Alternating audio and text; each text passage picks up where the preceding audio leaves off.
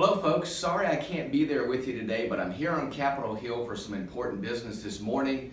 We are voting on the new committee chairman for the Republican majority, and then after that I'll be going to the floor to be part of the team that will be presenting this year's National Defense Authorization Act, which is critical for Virginia. There's some great things in the National Defense Authorization Act for Virginia, but also for our nation, including building ships, making sure that our brave men and women in uniform have what they need, including raises and making sure that we're restoring military readiness. So that's a very, very important aspect of what has to happen here before the end of the year. I wish I could be there with you today to express how important it is for Virginia to make sure that we have an education system that prepares our students for success in the future. We have to reinvent that, I believe, especially engaging students at earlier ages, making sure that we design individual pathways for success for each student. The measure for our students should be, are they successful after they leave school? We need to find ways to track that. We also want to make sure we equally emphasize career and technical education. We can do a better job of that to make sure that our students are prepared for success. That also makes us attractive for businesses coming to Virginia. Another element, I believe, of what we need to do is to make sure that we compete not just for new jobs in Virginia, but be very aggressive in keeping companies here in Virginia. I think that's absolutely critical. There are more things that we can do to create incentives and to work with companies so that they stay here and that they grow here. Another thing I hear from companies that I think absolutely has to happen, and that is not only regulatory reform in Virginia, but regulatory reduction. I here in Washington am part of a bill called the 2-for-1 bill that says for every new regulation being put in place, 2 need to come off the books.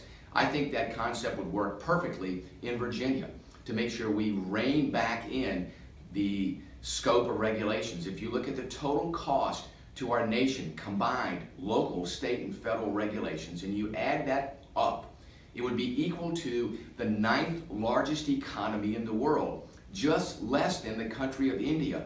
Think about what we could unleash in this economy if we just did that common sense regulatory reduction. We ought to be doing that in Virginia. It should be done at every level of government. Those are things we can do, I believe, that will really help our businesses and help Virginia continue on the economic prosperity path. I want to make sure too that we are doing the right things to make sure we reform government. We want to make sure the government is operating efficiently. There are areas there where it does not. I worked in state government for 27 years. I know the places where it works and where it doesn't. We can do a better job in providing the necessary services to Virginians, but also doing it in the most efficient way, saving taxpayers' dollars, getting them to the most important places that they need to be, and providing what is required of Virginia state government.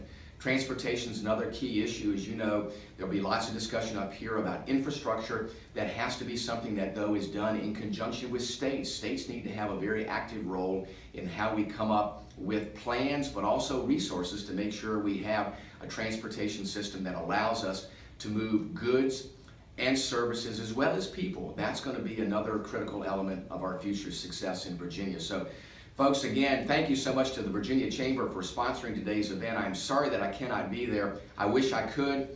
Please continue to stay in touch with us.